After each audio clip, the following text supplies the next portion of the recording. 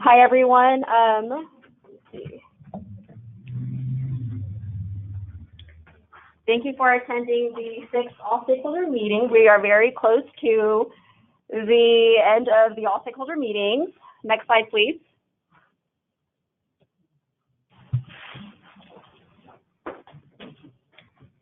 So how to listen in. I'm sure you guys are all listening in already. So there are two ways to connect the audio, through your phone or through the computer. Next slide. How to ask questions. You can ask questions in person. There were note cards out there on the front table, and then we'll distribute note cards here too for questions later towards the end. You can write the questions on the note card. We'll collect them, and then we'll do Q&A at the very end. Online attendees, you can type your questions in the chat feature, and we will address as many questions as we can at the very end of the webinar. Next slide, please. So our last all-stakeholder meeting, for now tentatively, is all-stakeholder number 7, July 23rd, from 1 p.m. to 2:30 p.m. here again at CDSS.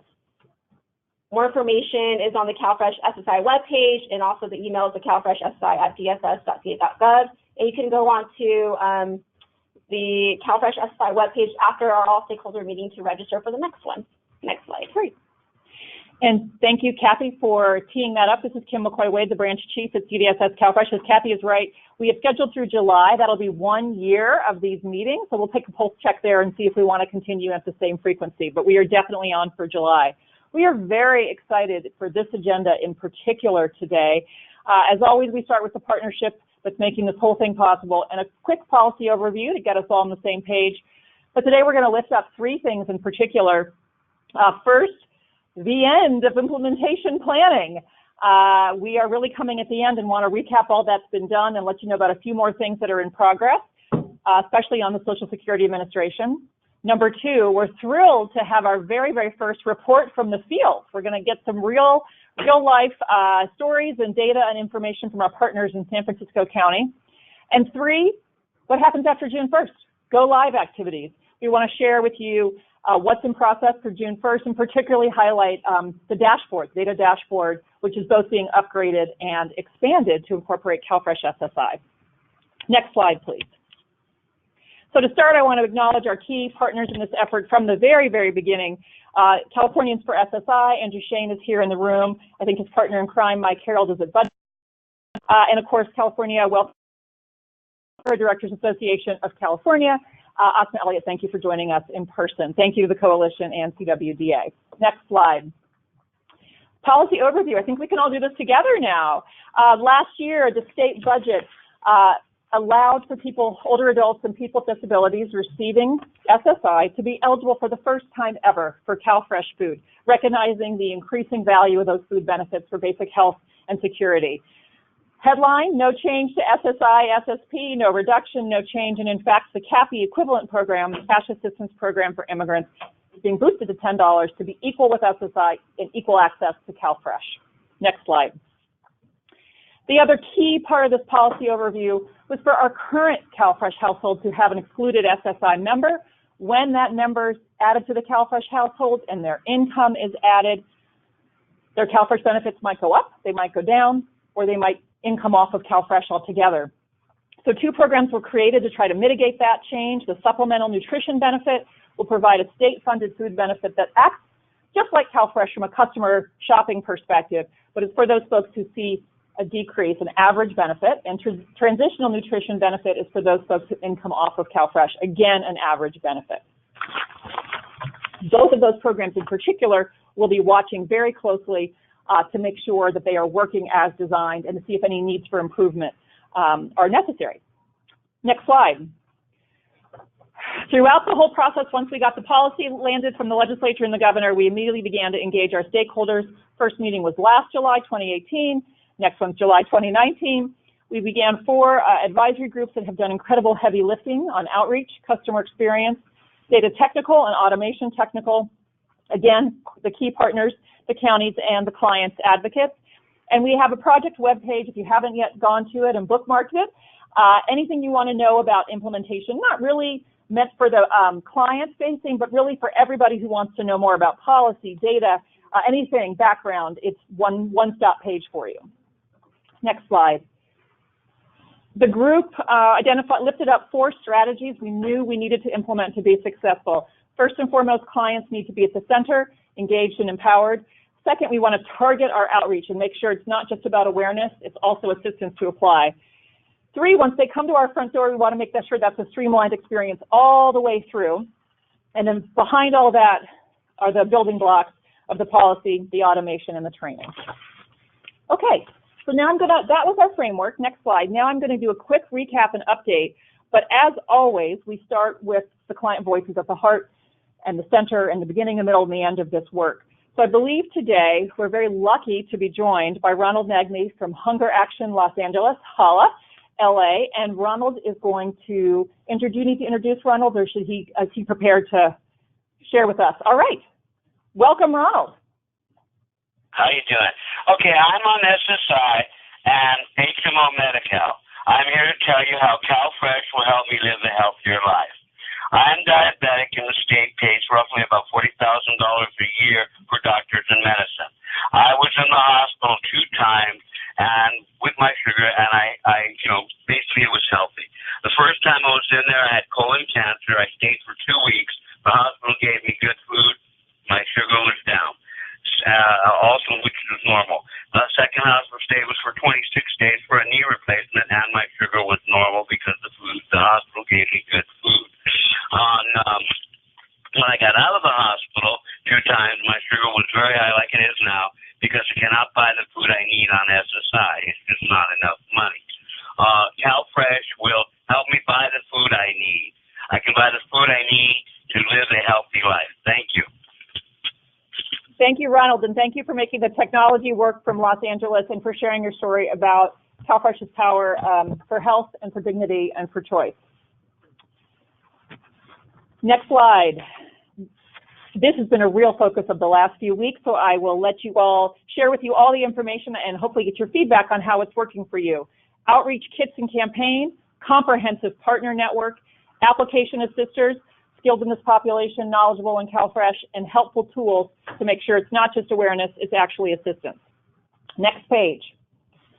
As we speak, somebody out there is getting a postcard.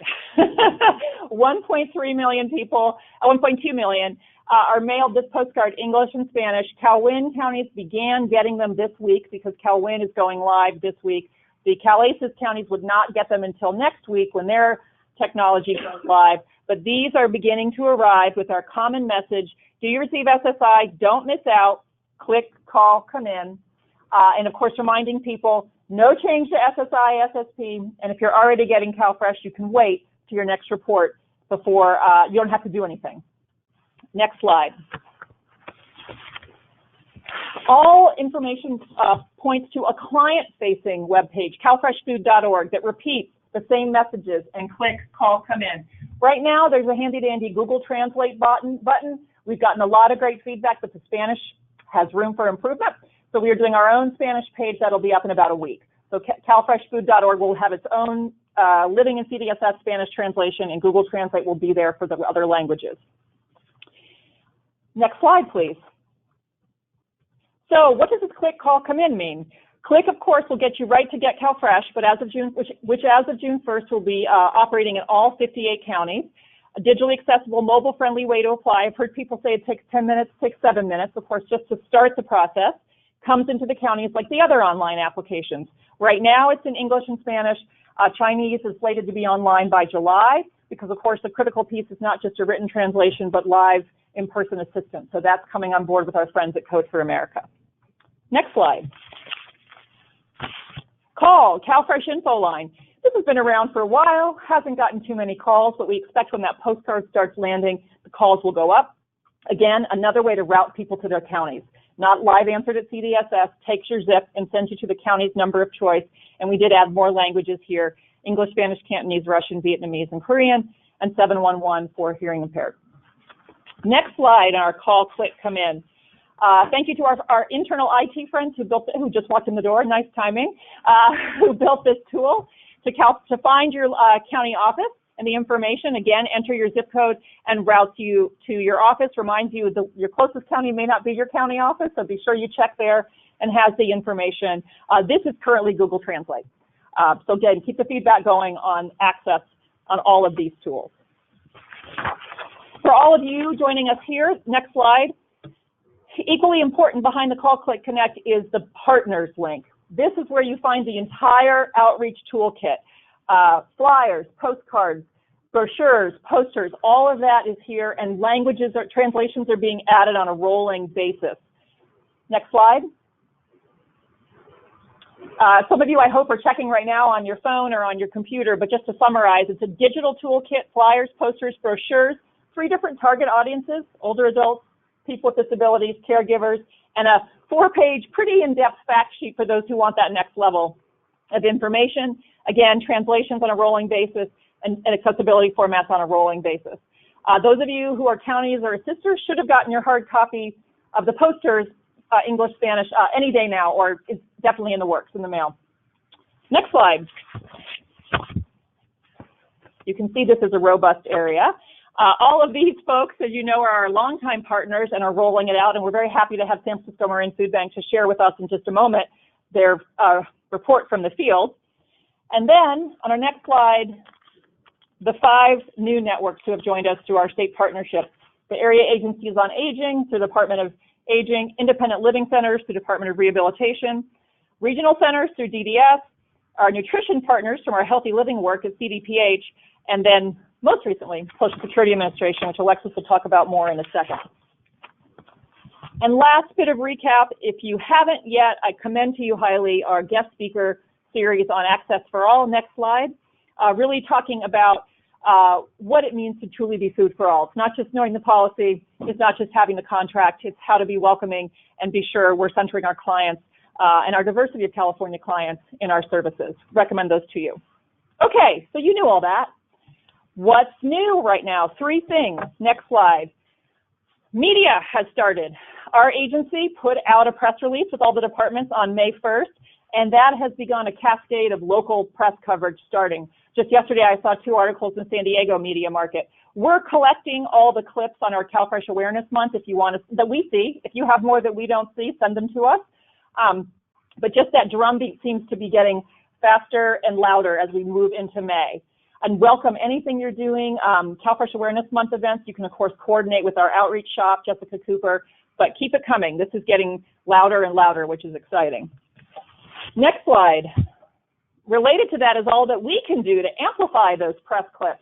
So if you aren't already, you should be following the California Department of Social Services, the County Welfare Directors Association, the Coalition for SSI, and they are tweeting out all the great work and all the great articles, and then you can retweet and tag.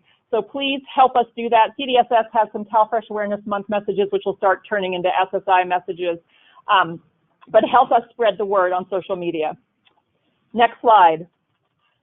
And once we get through June 1st, we'll be going out with radio ads and op-eds. Right now, we're developing the radio ads, and the op-eds we're recruiting trusted voices, people who would be influential with older adults, people with disabilities, and particularly our immigrant community now, to make sure they know CalFresh is available and welcomes them. Okay, next slide. Nothing is as long as outreach, don't worry. That was the biggest one. The third strategy was we know we want to streamline the customer experience, so applying and enrolling is as easy as possible. The county framework of solutions was developed and is on our, the 3 things we wanted to do were do a framework of solutions, technical assistance trainings and tools, and again, up our statewide services behind the scenes. Next slide. So of course you all are very familiar with the framework of solutions, the 6-part strategy. You've heard Call, Click, Come In, but also the verifications, access to all, and collaboration with community and other state partners. Next slide. Well, behind the 1-page framework is toolkits. We went out to all the counties and other states and advocates to get tools. This continues to grow with how-to kit of how to do some of these solutions. Next slide. Then we brought everyone together for 2 fabulous days in Los Angeles. Thank you again to LADPSS for hosting. Shared a template of a readiness plan, shared the framework, shared the tool, and heard from counties all over the state about how they were making it happen. Next slide. And then we got 58 plans. So that was wonderful. Those are all posted in a multi-100-page document with our state plan on top of it, and we've been assessing the plans, making sure all the counties have what they need in response to resources requested, connections requested. And then we just did a quick summary of the TA that's been provided to counties. That's a new post on our website too, so you can see that whole story of training and support for counties. Okay, strategy 4. Behind all of that work with community partners and county partners, you've got to have the policy automation and training right. And the state's done a tremendous amount. And I want to especially lift up Alexis, who will talk to us about SSA in a second, on policy guidance, SAWS automation, our partnerships with federal and tribal leaders, and training. Next slide. While I said outreach has the most slides, policy has the densest slides. I can't even tell you how many ACLs have come out and more to come, and lots of notices and forms. Again, we've been in good consultation with tribal leadership to make sure that they're aware that the SSI cash out also applies to the food distribution program on Indian reservations, so we can cross-promote. Always fiscal claiming, and more data on SSI and actually on IHSS as well. Next slide. Again, the policy is not just ACLs, which I commend to you, but also webinars, which can be a great way to refresh and to use with your own networks to train people on particular issues, whether it's reasonable accommodations, authorized reps. Recommend that archive series for you as well. But perhaps the in-progress topic that's the hottest topic right now is, next slide, our partnership with the Social Security Administration on the wonderful new world of joint processing. Alexis, take it away. Great. Thank you, Kim. So hi to everybody on the phone and in the room.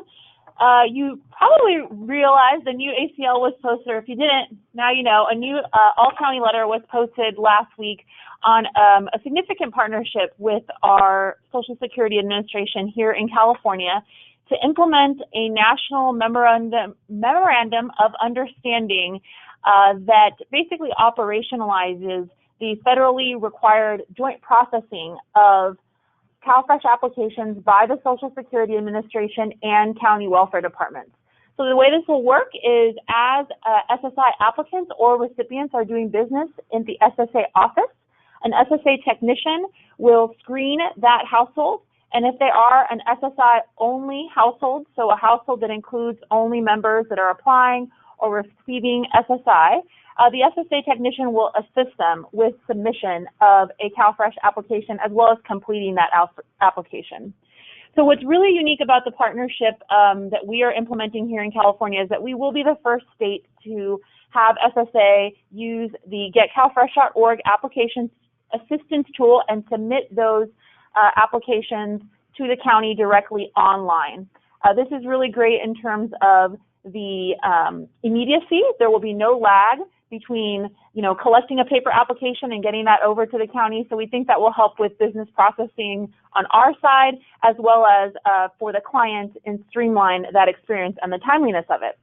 So SSA technicians will use a unique version of the getcalfresh.org application tool. It will be the default method to assist households. They'll also have the option, if they so desire, to submit via paper.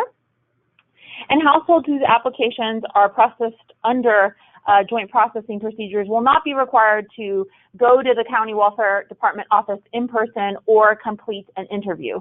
Many of our counties will proactively reach out to engage the client and increase their deductions if that's something that applies to them. Make sure that benefit is kind of to the maximum level that they're eligible for, but they will not be required to complete an interview.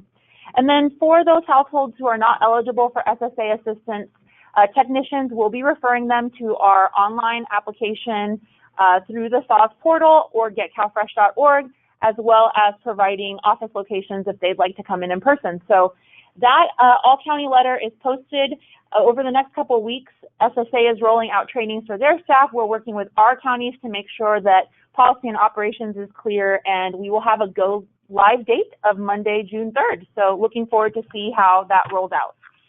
Kim? Thank you, Alexis. Next slide. The last 3 pieces of this policy automation and training foundation are underway are the automation go live, and yes, you're seeing that right. CalWin was yesterday, so we are obviously watching that very closely, and CalACES would be Monday. So we are very much day-to-day, hour-to-hour in touch with our good partners at CalWin and CalACES. Large print, digitally accessible Braille applications. We've just actually got some Braille materials today that we're reviewing, also in progress. And just to give you a little teaser, where we're going to go later in the agenda, the data dashboard is well underway. Next slide. Okay, deep breath. That was our implementation planning that everyone not just planned but has done the last 12 months, and it has got us to this point where we are, or 11 months really, where we are today. We thought rather than hear from CDSS about the plans, let's hear about what's actually happening on the ground. We are so grateful for our friends at San Francisco County and San Francisco Marin Food Bank who have offered to tell their story. Now, admittedly, the county said, can you tell our story for us because we're busy taking apps? And we said, yes, keep doing that. So I am going to do my best to channel the great team at San Francisco County and share some of their news, and then I'm going to turn it over to our partner at San Francisco Marin Food Bank. Next slide.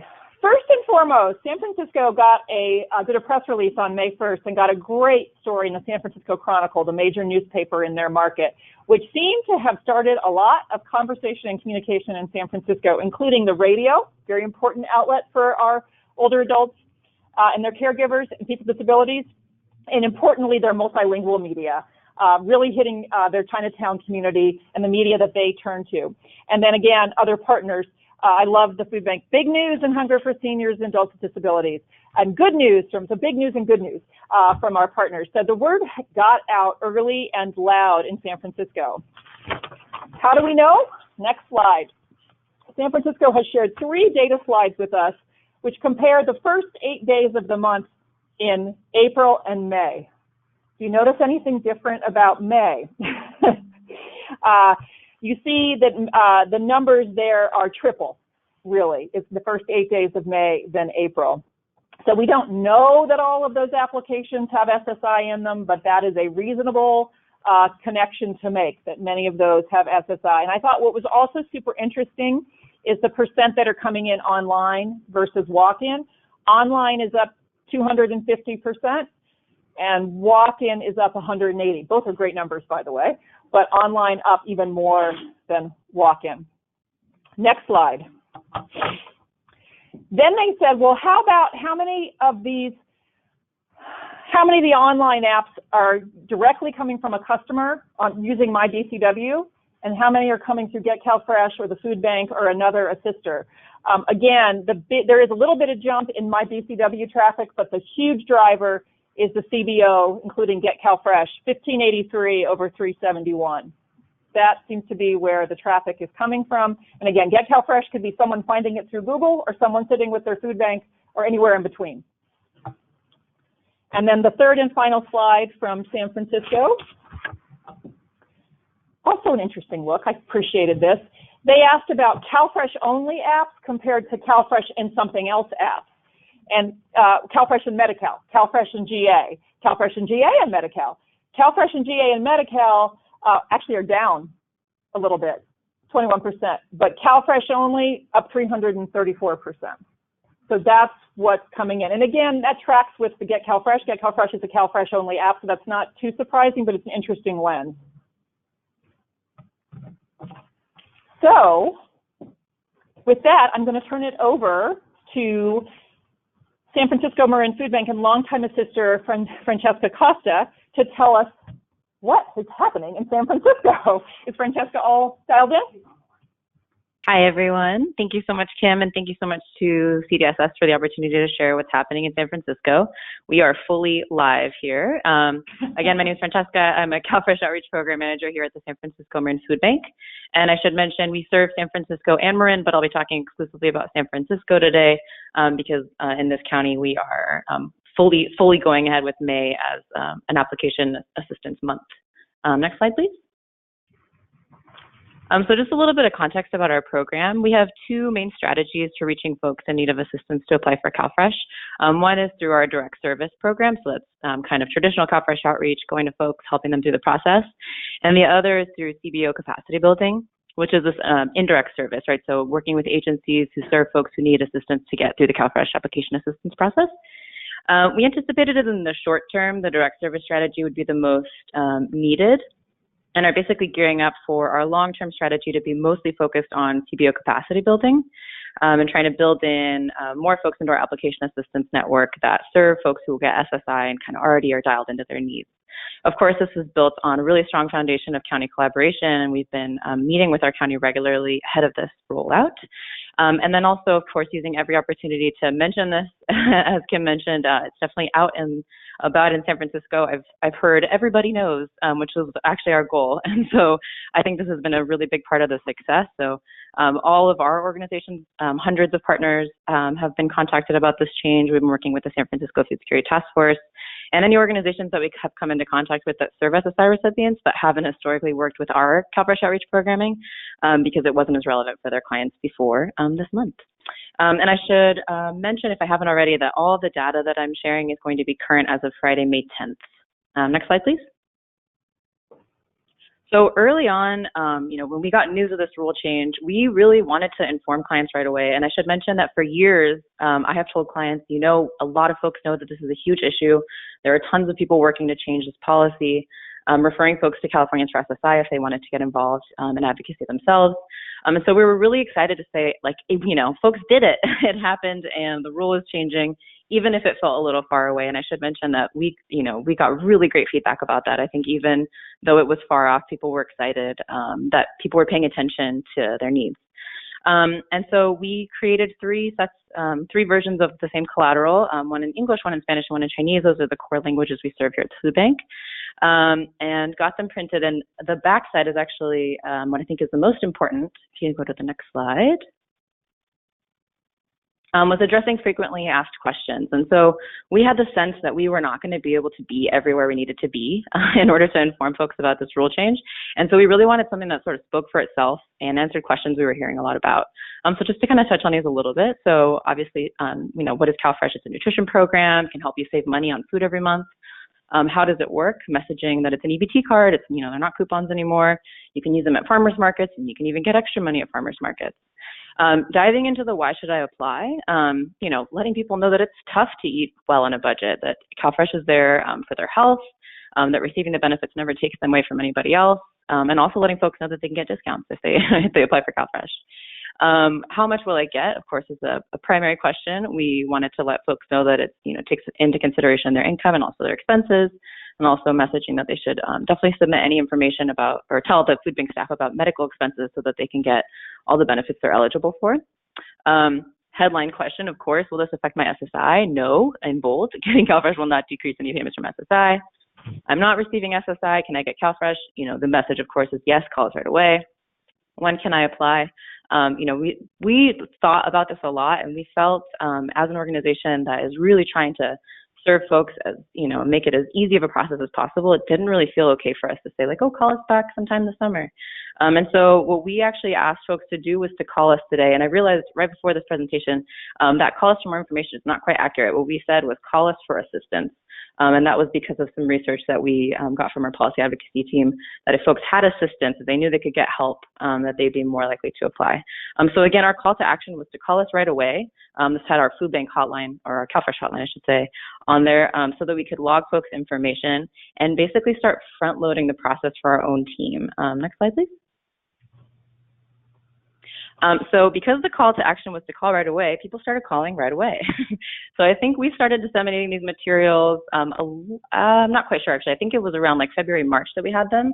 Also, we were working with some other organizations in San Francisco who serve SSI recipients, who put our hotline on those flyers that they were sending about this process. So you'll see that these are clients who called the food bank, and we log them into our system as saying this is somebody who wants help starting the summer. And this is I would say this backlog is what we're working through right now.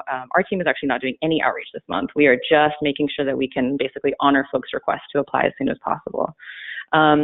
So again, you can see that in April, so we typically have 1 to maybe 4 people calling who get SSI, and that jumped up quite a bit in April. And then in May, this is as of May 10th, so obviously we're on track to pass up April's numbers. Next slide, please. So this is, I think, a really interesting data point that our policy advocacy team put together for us, basically just comparing, who's calling us versus who gets SSI in our service area, or in San Francisco specifically. So kind of some big headlines is that, not as many English speakers, just a little bit more Cantonese speakers, which I think, and Mandarin speakers, which makes sense because that's a language that we've served for a very long time here at the food bank. And then an extraordinarily large group of folks who speak Russian have been calling us for assistance to apply. There were some flyers, again, from that partner agency that sent out our information that got translated into Russian early on. And so we actually started getting a lot of calls from Russian speakers in March. And on the next slide, I'll explain a little bit more about how we've been dealing with that, because we didn't have any Russian-speaking capacity on our team. And then we will be hiring for one more Chinese-speaking staff to meet the increased need for Cantonese and Mandarin speakers. And we will be hiring temporarily for a Russian speaker and kind of readjusting based on whether or not we feel like we need that ongoing. And I would say once the dust settles, we'll likely be focusing on some outreach for Spanish-speaking clients, and then trying to work with community partners to build Tagalog and Russian language capacity in our network so that we can meet these needs ongoing. Next slide, please. And so these numbers for us are huge, and I'll tell you a little bit more about how huge they are for us exactly. So these are actually not just client calls, these are applications submitted within, from May 1st to May 10th. So our direct service team, I would say we have 2 staff who do direct service. This is about a 335% increase from our average, or like our normal monthly high, like a good month for us. And so considering this is about 8 working days, it would actually amount to about a 1,600% increase from what we normally would have done by now. And then our indirect service number. So again, this is all the community partners that we have in San Francisco who we train, provide technical assistance to help them help their clients through the CalFresh application process. This is about a 578% increase from our monthly normal, representing a nearly 2,000% increase for what we normally would have done, or what our network normally would have done in the first 8 working days of the month. And I should mention the bottom number, so the top number is from basically matching some data from our Get CalFresh dashboard and also from our internal tracking system, Oasis Insight. And then the bottom number is a combination of some partners who have logged their applications in Oasis. That's how we communicate about cases. And then some who have just told us verbally, like, we've done this many applications, but they haven't had time to fill in the tracking system because they've been really busy. Next slide, please. So in terms of the applications assisted, this is the language breakdown. And I'll mention on the next slide a little bit more about what we've been doing with Russian to meet the need for Russian speakers. Cantonese is one of our highest languages in general. Russian speakers, English speakers, Mandarin speakers, Spanish speakers, and I believe we had one person who spoke Vietnamese but was applying through a child, so we were able to talk to them in English. Next slide. And so if you're wondering how we are managing all of this influx, we are working within our organization to sort of to meet the need and sort of triage because we are still 2 direct service staff at this time. So we trained last month 6 staff from our supplemental food program team to provide assistance to newly eligible individuals. And that's going to be part of our phase 2 is doing some events at our SFP sites where we know that the vast majority of the clients that are attending those distributions receive SSI. So the idea is to probably do some events there in collaboration with that team and be able to basically serve more people at once. We currently have 3 staff from our SFP team who are logging extra hours to reach back out to all the clients who indicated interest in applying for CalFresh prior to the policy change. So, starting back in, I think we're calling them back as far as December, and then we'll do a second wave of the folks that we talked to previously who had SSI. And then we're also sort of reorienting staff internally. We are split in the 2 counties. So our Marin CalFresh outreach staff typically just work in Marin, and our San Francisco staff typically just work in San Francisco. But we are training 2 staff from our Marin CalFresh outreach team to start giving folks calls and getting them set up so that they can start the CalFresh application process. And we've also been getting a lot of data entry support from a lovely intern who was only with us for 1 more week. Next slide, please. All right, so we have been collaborating with our home delivered groceries team, which serves seniors and adults with disabilities to deliver food to their homes for the past several months, trying to figure out how the most effective way to refer clients internally will be. So they have been calling clients for recertifications and basically asking them over the phone, you know, we have a team here at the San Francisco Marine Food Bank who's dedicated to helping with the CalFresh application process. Are you interested in applying? So far, 160 of those clients have said yes.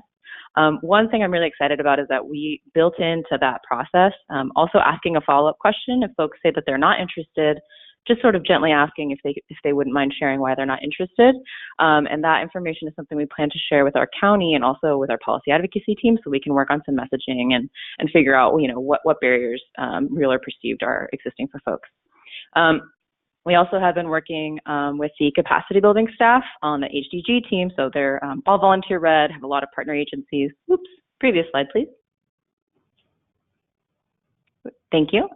With the capacity building team to onboard partner agencies that are already serving HDG clients. So these are, again, our agencies who have been serving folks with SSI for many years.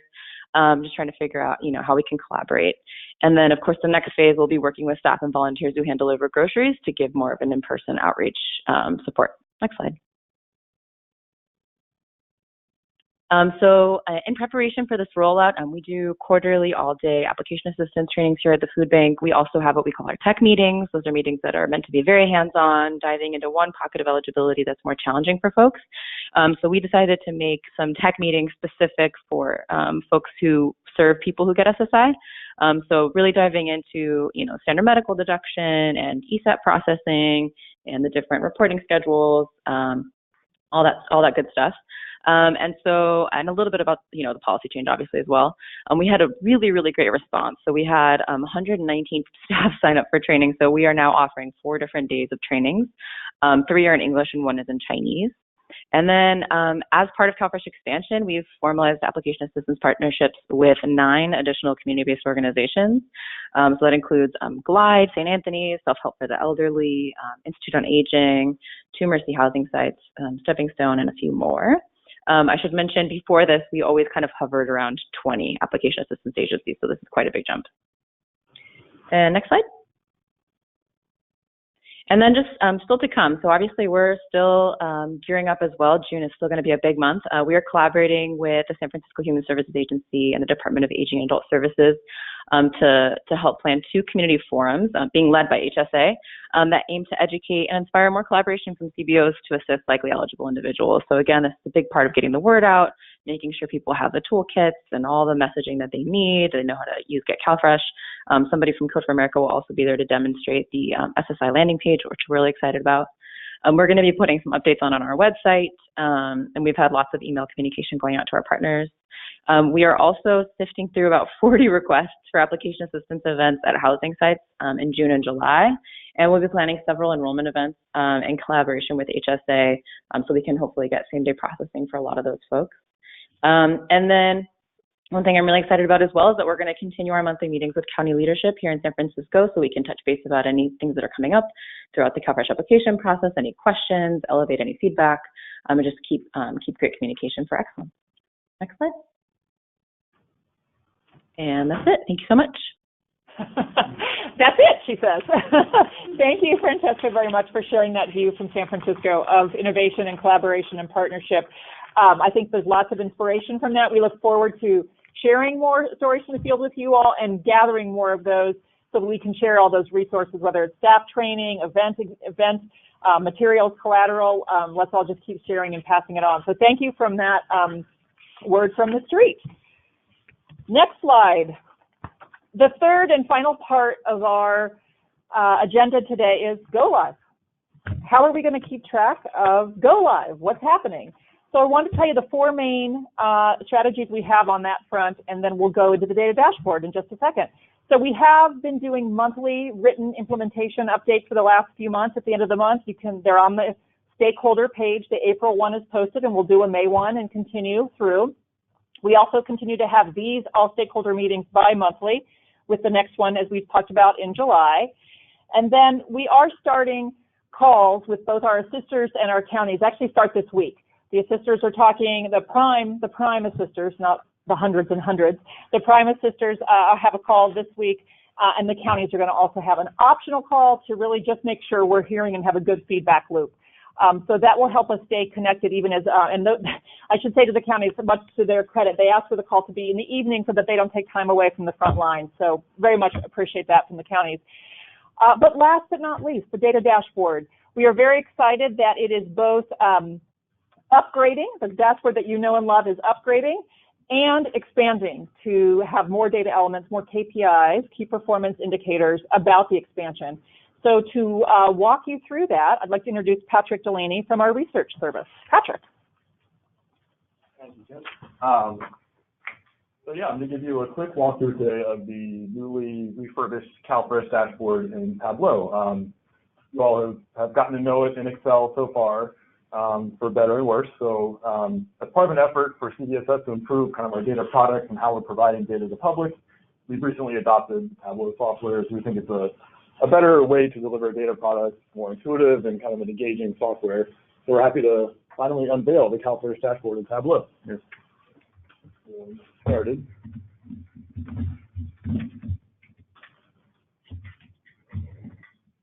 So the first thing I try to do with any kind of dashboard presentation is show people how to get to it.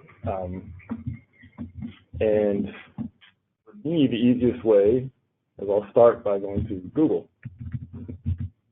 and just searching for CalFresh data dashboard.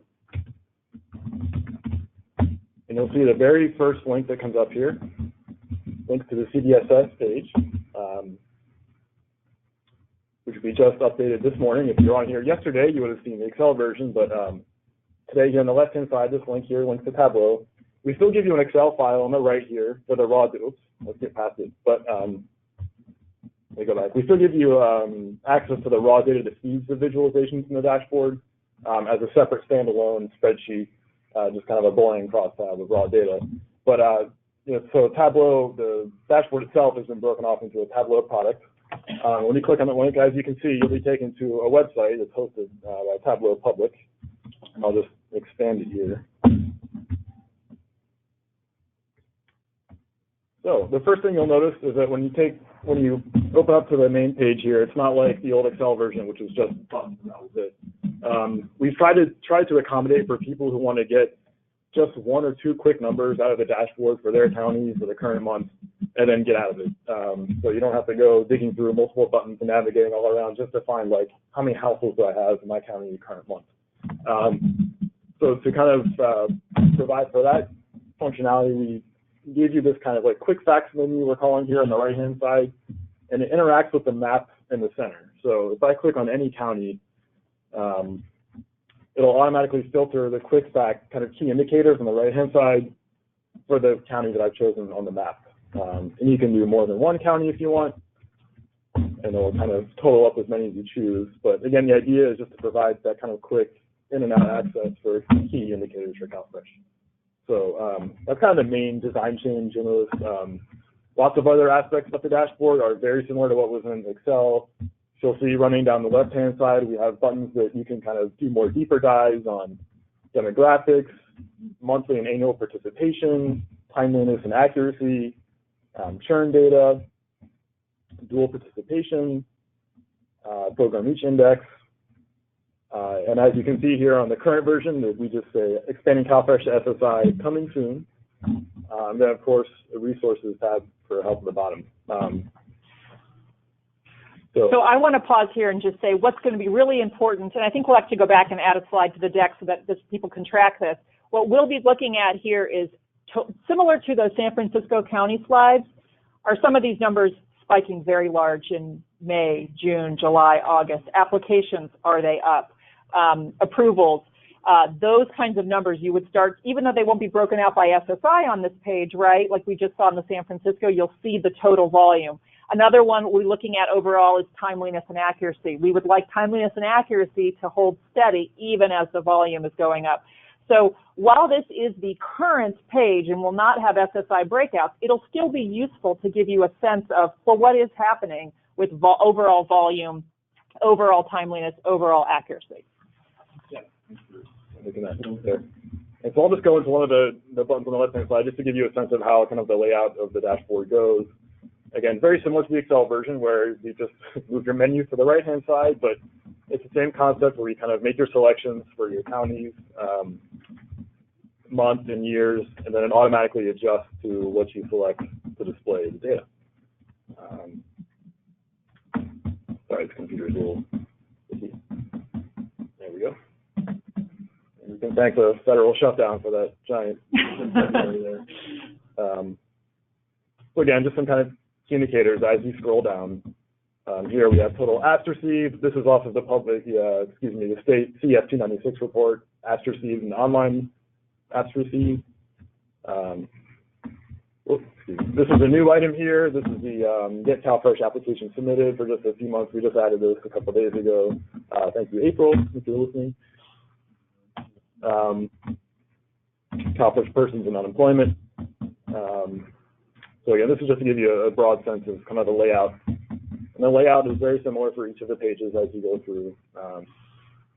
We'll touch on PRI just for a quick second. Just some basic PRI by county over the years. So you get a time series there. Kind of a ranked tornado chart based on whatever year you select. And again, Tableau is very customizable and everything is clickable, so really play around with it. We got a couple of maps here to visualize your data that way. So we feel like we can do a lot more with CalFresh data in Tableau than we could before, which is exciting. Okay, so now we'll get to the reason why we're here. This is the sneak peek at the SSI page. So currently it's grayed out, just it's coming soon, but we wanted to give you guys an idea of what it's going to look like in July.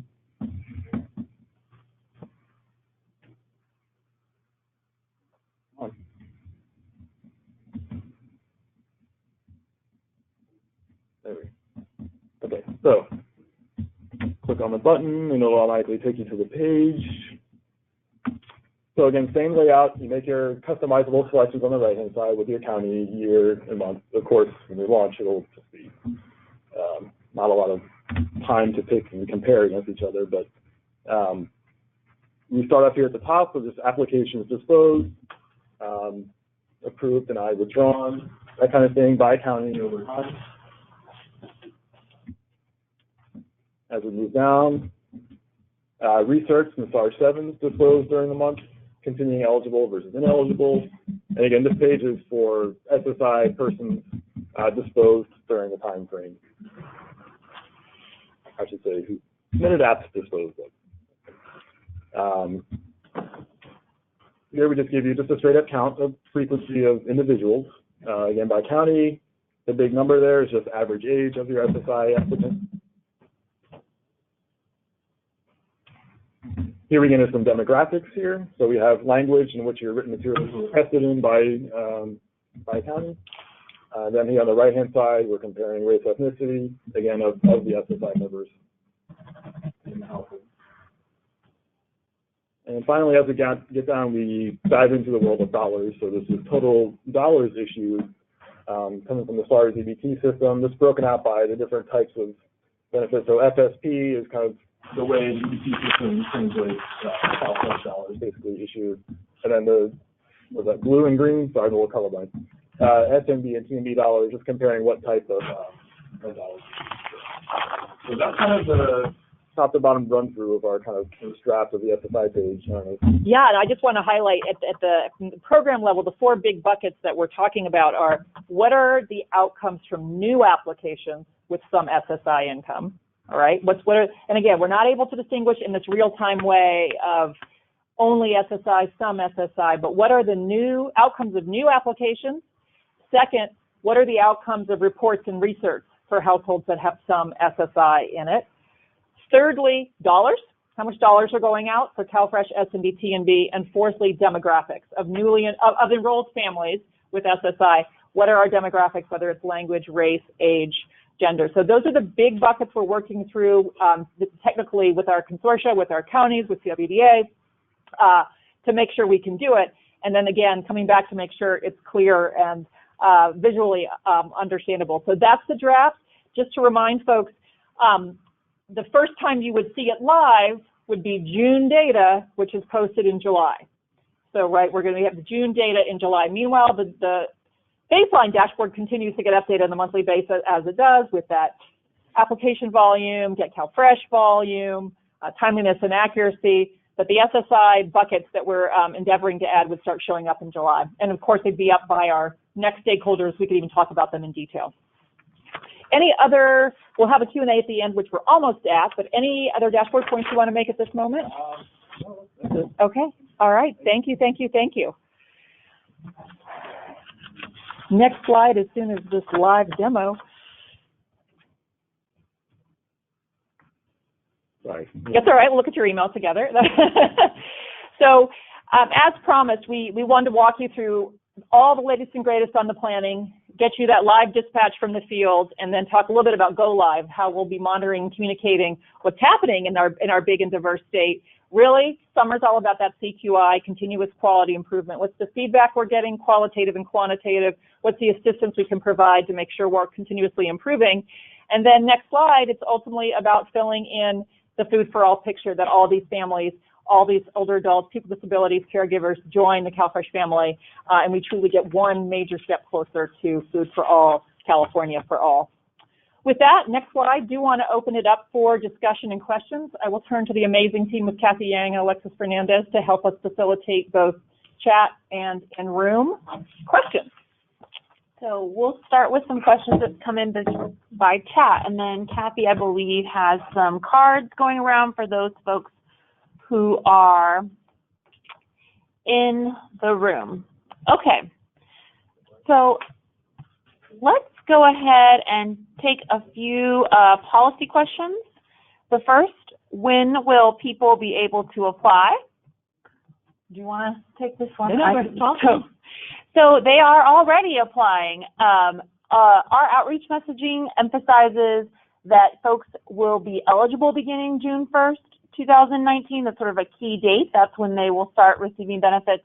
But as you heard today, given the example in San Francisco, folks are already applying and they are being served by our application assister partners and counties. So that is underway. Okay. So this next question is a little bit complicated. I will do my best and encourage whoever submitted it to reach out to me directly. It's about folks who have the need for a live-in aid, a medically necessary live-in aid, who is not part of the economic household.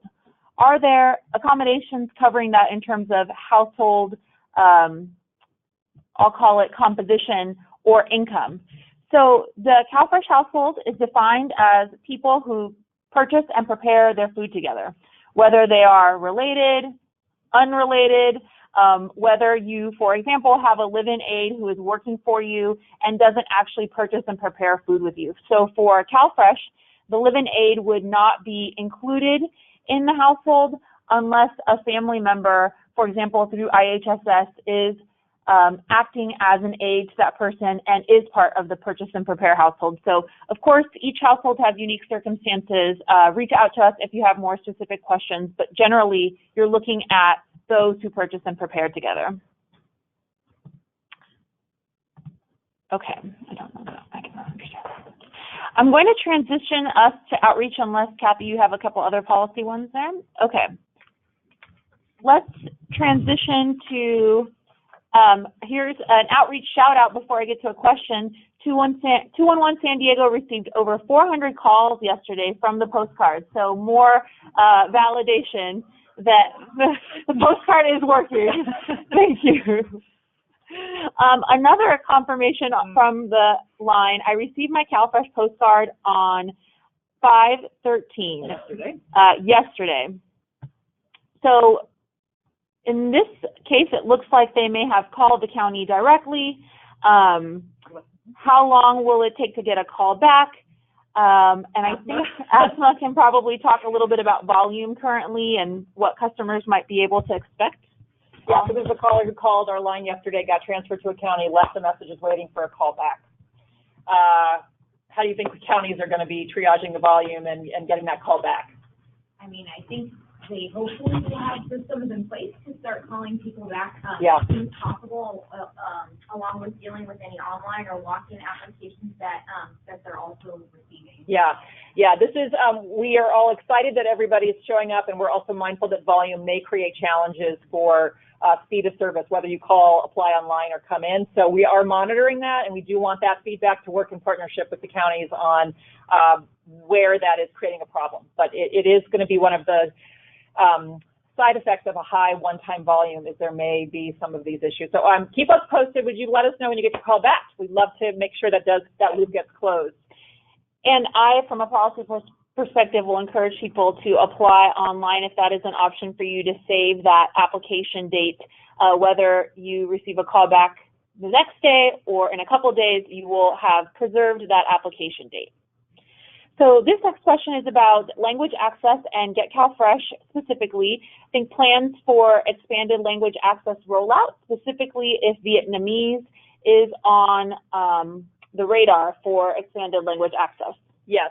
Currently, we do not have a fourth language planned for Get CalFresh. We're moving into Chinese by July. We recognize, you saw from San Francisco, Russian could be helpful. Vietnamese could be helpful in Santa Clara. Currently, those languages are available and are becoming more and more available in our outreach materials, and of course, everyone's favorite old-fashioned standard paper application. But really, it's something we would like to look into. Part of the Get CalFresh wonderful piece about it is it's not just doing a static translation, it's also about providing that live chat support. So we can take that back, and this data and this feedback is really important to hear how important other languages are and how to prioritize them given the need. So keep it coming. So this is more of a contribution to our discussion here than a question. Just encouraging folks, including the department, to reach out to regional center funded provider groups such as the California Supported Living Network, CSLN, that includes providers who provide supported living services. So often the same workers as IHSS for people with disabilities. So again, continuing that discussion about an expanded network of partners. Okay. So here's a question related to outreach and I think more broadly the program in general. So seniors may be highly susceptible to fraud. Any thought about educating older adults about how to avoid becoming a victim of fraudulent activity? Yes, we heard this feedback loud and clear from our counties too. Unfortunately, there is a trend in CalFresh of third-party fraud, not the retailer, not the client, but people phishing for your PIN, hacking. And so that has increasingly become part of county education is the county will never call you and ask for your PIN. Similar to the IRS will never call you and ask you for your social security number. So we are trying to add that information to our partner page and that message to our materials as we go forward. And we appreciate if anybody is already doing that, has that kind of information, we would love to borrow, adapt, spread out. We do have heard that from counties that that's a really important piece. At least know that you should never be giving out your PIN. Well, on the topic of EBT, when and how will EBT retailers be alerted about the expansion? Can you be sure to remind retailers that this population may need help, patience, even kindness as they use EBT cards at grocery stores for the first time? I can tell you that we have asked both the California Grocer Associations to let their membership know, and we have asked FNS to consider an alert to all California retailers. I don't have confirmation on either yet, but both requests have gone in from CDSS. This topic is about outreach funds. We haven't heard locally about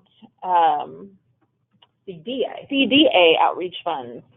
When will have this been shared? Sure. We do have a summary page of the legislature and the governor provided a $5 million general fund, which becomes $10 million with the federal match for this 2-year outreach effort. And we do have a high-level summary page. You know what? Let's add that to our stakeholder page so people can see.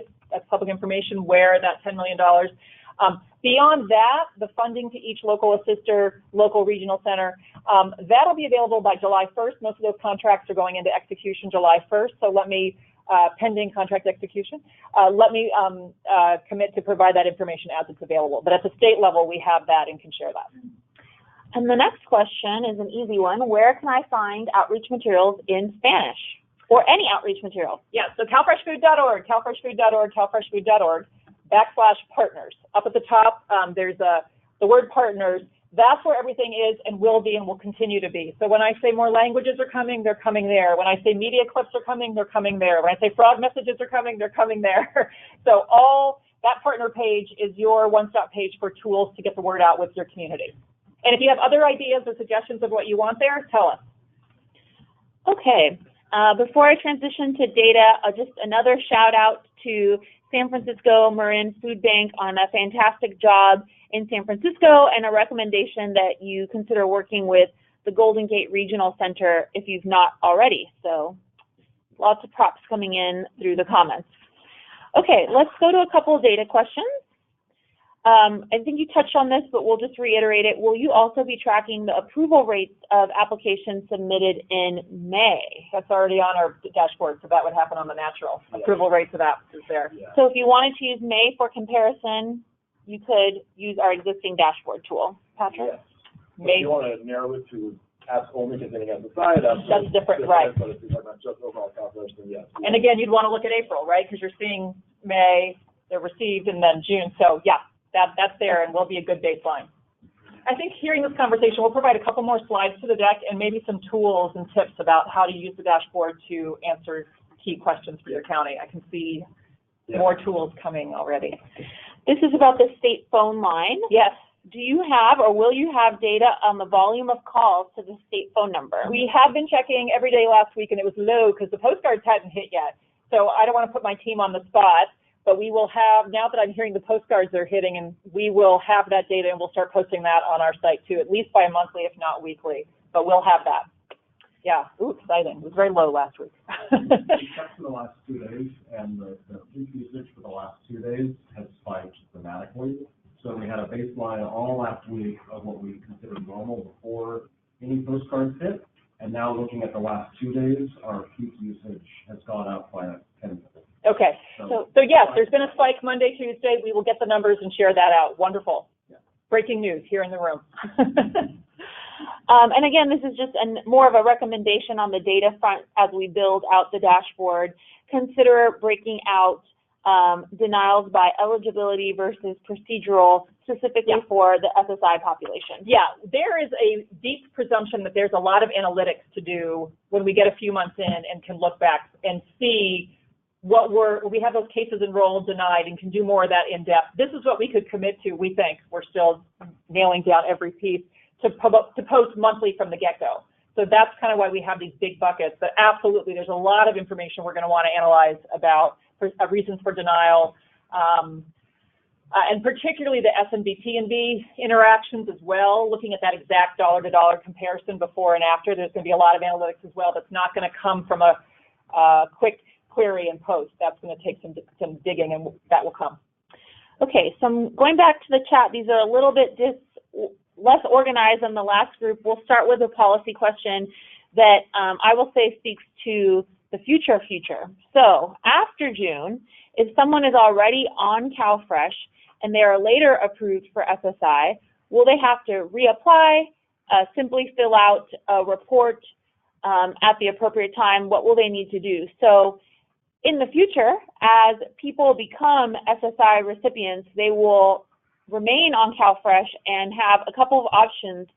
Either they will have to let us know they are receiving SSI if their income is over the income reporting threshold during the certification period, or at their next report, whether it's the SAR 7 or the recertification, they will report their income, or through our own electronic matching, we will be aware of the income and will add it to the household at that time. So I think the key here is that SSI recipients are now like any other senior, or rather older adult or person with disabilities, in that we are now considering their unearned income when determining CalFresh, whether they receive it at application or during the certification period. So, Kim, this is a question about partnering with our IHSS partners and just thinking through how they can be of assistance, what counties have maybe already done in terms of engaging with their IHSS network. Yes, and Asma, again, I'll start with this conversation on how counties are engaging IHSS, and if you have anything to add.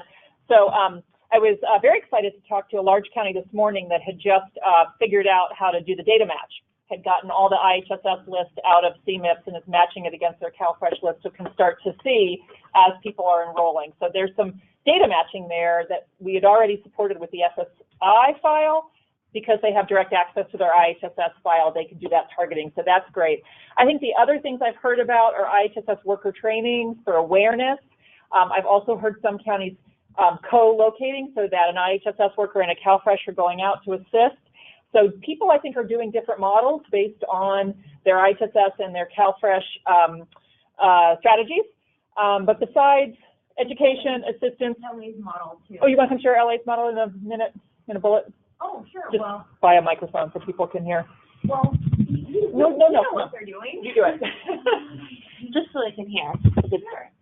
So just really quickly, what we do know that LA is doing is they have thousands of touch points with their IHSS clientele every month. So LA will be utilizing any existing appointments that they have with their IHSS folks to do case reviews or things of that nature for individuals who are on SSI to brief them about applying for CalFresh, and to the extent that it is an SSI-only household, I believe they will be using the Get CalFresh portal to actually secure that application for them. So we know that they're doing lots of home visits every month, so hopefully every one of those folks will be briefed or have the opportunity to get their application started.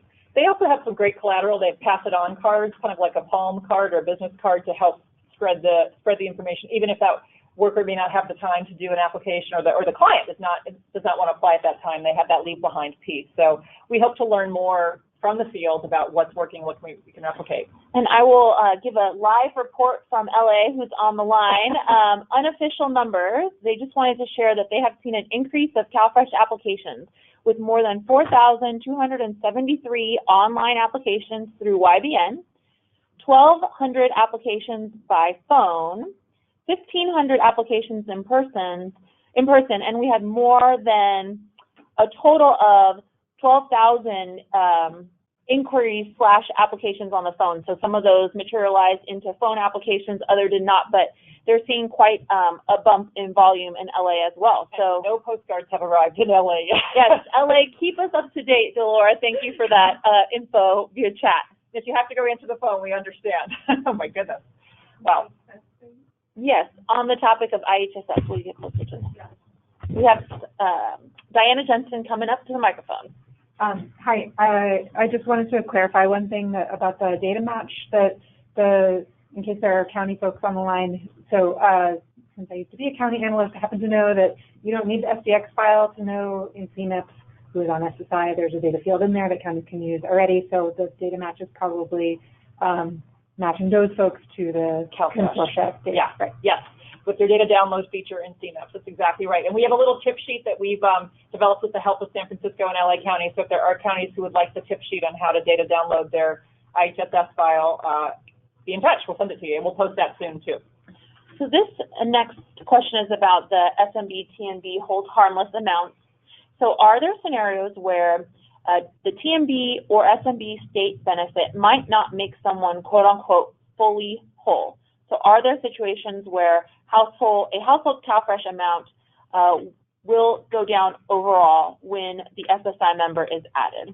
So I really appreciate this question. I'm actually going to take a minute to answer it because this has been the toughest issue that has emerged in the last couple of weeks for implementation. So I want to make sure we really talk about it. So yes, when there are continuing households who have excluded members from SSI, in general in CalFresh, when you add income into a household, CalFresh benefits go down. That is how the program works, is responsive to income. The more income you have, the more it goes down. The LAO's analysis last January really spelled this out, that for families, one of three things will happen. That might happen. That's the biggest category of what happens. More income, your CalFresh is going to go down. Second, you have so much income and so few deductions, you actually income eligible off. That happens to a few people. And then there's another group of people who, yes, you have more income, but you also have more deductions and perhaps E&D, elderly disabled rules. And so maybe it's possible your CalFresh goes up. That's the third group. Recognizing that and particularly wanting to address those families who would see a decrease in benefits or a loss of benefits, the legislature and governor created these two programs supplemental nutrition benefit, and transitional. I'm going to take them separately because they actually are really pretty different. The supplemental nutrition benefit is for folks who are still on CalFresh but saw a loss on benefits. Transitional is for those who don't get any CalFresh at all. It's a standalone state program. So in creating this, there was really a fork in the road about, do you do an average benefit, and do our best estimate of, on average, which families are going to lose how much, and create a benefit table to do that. The advantage of that was we could implement the program a lot quicker and a lot less automation, less cost to do it in a standardized average way. The disadvantage, you can already imagine, it's not a dollar for dollar replacement. Doing it that way, calculating that benefit two ways, doing dollar for dollar was going to take significant more money and significant more time to implement the entire SSI cash out plan, the expansion of CalFresh. So the decision was made at the time to do an average amount. Okay, so yes, everybody go back to geometry and picture that bell curve. Picture that bell curve. Of the families who have a decrease in benefits and who should be getting an SMB, most should be in the middle of that bell curve and should get about the right amount. Some are going to be at one end of the tail and maybe get a little bit more. Some are going to be at the other end of that tail and even after supplemental have a loss. What we are now trying to do in partnership with the counties who are now we're moving out from estimates to reality. What is happening in reality? And there's two key questions. How many families are in that tail? Is it more than we thought? And how big a net loss is it? We might have one reaction if it's a lot of families and they're losing $1. We might have a different reaction if it's a lot of families and they're $100. If it's a few families and $100. So we need to understand what's happening in the reality to the people at that end of the tail. And the same thing is true for TNB. How many are at the average does not fully make up their loss, and by how much? And then to address that, if we find that it is, as an average, it is not quite working as we intended, given the new reality-based data, we have a couple options. The easiest one, and I say that relative, is to adjust the amounts in the benefit table. If there are ways that we need to increase amounts at one end of the benefit table for a certain profile of family, size of family, that could balance that out, we can relatively quickly do that. Those of you who know and love CalFresh know we update our benefit tables every October on the federal cycle. That is a relatively low lift in policy automation training. If, however, we are significantly off, then it's a broader conversation with the legislature and the governor about potentially what other solutions could be. So that is the point we are at. I want to thank CWDA for has already proactively reached out and collecting information from counties that are starting to, well, last week starting to test, this week starting to run. So we're seeing, and we are having a call later this week to really compare all of our information, both our estimates and research staff and then the county's experience to see, is S&D, T&B working as we thought, which is to say, yes, most people are getting an average benefit that mostly makes up their loss. Some are netting out ahead, some are netting out behind. But let's be real clear on the people who are behind, how many there are, and how far behind they are. Anything to add or correct to that? Okay. So this is one of those topics that's very live right now, and I'm really glad to have the chance to talk about with everybody and welcome more information from assisters, from counties, as you're seeing families. We know it'll be families with income who experience this the most because, again, CalFresh responds to income. And if you already have some income, whether from earnings or TANF, CalWorks, the additional SSI income may lower your benefits on the CalFresh side even more. So more to come. Definitely watching this very closely. Definitely need your stories from the front lines and your data. Okay. I'm just checking to see if that's any related. Okay. We'll take a policy question and then we'll come back to a couple of outreach questions. So this is on the topic of joint processing of CalFresh applications between SSA and the counties. Can you confirm that an interview is not required for SSA submitted applications for SSI only households? So that's correct, narrowly. If an application is submitted with SSA's assistant assistance for a household that only includes applicants or recipients of SSI, then a interview is technically not required, though if you've read the letters, there's always, space for additional follow-up on questions such as the medical deduction, which can really boost benefits for folks. And so we are encouraging counties to reach out proactively to secure medical verifications or expense verifications. If they don't reach the client for those, then they'll be approved. So deductions are optional. Shelter, medical, and dependent care, and what's the other one? Utilities. That's right, utilities. Of the deductions we have, those are optional. So if a client claims to have the expense, they will be provided 10 days to provide us the verification if required, and then we'll either process the case with the deduction, or if they don't return the verification, we move ahead and they can submit that anytime after the initial application. Okay, on this topic, when I say SSA-assisted applications, am I referring to both those submitting through getcalfresh.org, the SSA edition, and paper applications? Yes. So both the paper applications and the getcalfresh.org submitted applications will be clearly marked as SSA-assisted, and the county will know that an interview is not required for that very narrow population. Okay, so just a couple of questions on outreach materials. You mentioned earlier that counties should have or be receiving informational posters. How many did we send to each county? Can we speak to the materials that are being rolled out?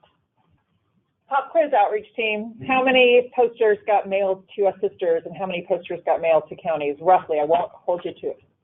Roughly two. Roughly two. Depending on size of county. An average of two, but I'm guessing LA got more than Alpine. And so some range of number, and let us know if you need more.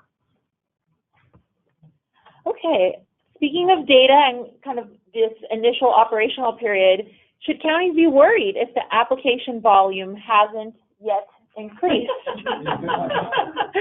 What is the canary in the, what is the secret? I said I don't think that's an issue. Yeah, we have yet to hear. We've yet to hear of a county who has had that happen. Even we were at CWDA meetings the first 2 weeks of the month, and I did the informal, are you getting apps? And everyone raised their hand, nodded in kind of the Goldilocks way of not too many, not too few, as of, May 2nd and May 9th. Yes, but I do think it depends. There are counties who did press releases and press events on May 1st, and there are others who are, I believe LA is waiting till next week. So that press we were seeing responsive. The postcards is another indicator. The postcards are not hitting the Calabasas counties till next week. So I think different counties are going to see that, are already seeing an increase, I think is true, but how steeply and how quickly will probably be influenced by their local promotion and outreach efforts as well. And of course, we're going to be looking with counties to see if there are gaps. We're very worried about older adults, very old seniors. We're very worried about different language access. And so we're going to be watching lots of groups, and if there are gaps, working with counties and assisters on follow-up targeted strategies. And I just received live confirmation from Alpine that they did receive one poster. All right! Thank you, Dave. The magic. Thanks, Dave. And then the remaining ones we'll try to get to since we're right in the midst of this kind of rollout. Let's focus on outreach. So the question is, as a new CBO partner, can I assist people in applying online before June 1st? And then submitting, let's just stop there. Can I assist folks with applying before June 1st? And I don't know if the question's about having their own CBO portal account versus anyone can assist anyone with the individual. If you're at home with your mom or dad or family or friend or congregant member, feel free to hop on Get CalFresh and assist. If you're asking about the setup as an application assister, so we're tracking and reporting, that does require some setup. I'm looking at my team. And so you should follow up with CalFresh Access to make sure that you're set up. And I honestly, where we are with the DOR and CDA and DDSS getting them going, I need to circle back on. But please start helping, and we'll help you get your CBO account going at the right time. And then if you can speak to a couple of specific populations in our outreach to them. So, for example, plans to put out a video about CalFresh in American Sign Language for our deaf and hard of hearing population. We have been working with a partner on that, and I believe it's still in progress. So yes, that is still something that's in the pipeline, more to come. And I think it speaks, Kim, to a lot of rollout after June 1. You know, not everything will hit on that date, and we are still building kind of our outreach toolkit, if you will. And do we have the person who asked the ASL question? I want to follow up on that. Yeah, we will. Okay, great. Yes. Great. Outreach materials for individuals who are blind, such as Braille materials, phone support, digitally accessible materials. Yes, we actually, like I said, we got the Braille materials in-house today. Actually, this gives me a chance to something else too. Because we are doing more languages and more formats than ever before at CDSS, we are both learning how to do it, but also adding in a really important step we think of user testing. So we are working with new vendors and new contractors and new certified translators to get these materials in, and then we're taking a second to show them to some CBOs or to some counties or to some staff who speak, a combination of those, to give it a real test, a road test. So that's taking us a little longer to land on materials that we feel are translated effectively well. So it's coming. Our goal is to have by the end of May all of the brochure, flyer, poster in the initial 5 to 6 languages. And the Braille's been user tested this week. So it's happening, but I will acknowledge it's taking a little longer than we thought, but we're finding the value of the user testing to be worth that. So we hope to be able to get faster at this as we do it more often, but for now, we're taking that time to make sure it speaks to the people we're aiming it to speak to. And I will speak to some more permanent resources that don't just have to do with the rollout necessarily, but also making additional forms that are commonly used, such as the recertification application, the request for verification, the approval notice, things that we know households commonly receive, available in expanded formats such as Braille, digitally accessible, large print, so that even, 6 months out from June 1st, we know that need will still be there, and that will be rolling out on an ongoing basis starting in May. So keep an eye out for that. I will say we are just about time. There are still some questions we haven't gotten to. If you are with us online, go ahead and submit those through the chat. We do keep a record, and we'll be able to follow up with you individually.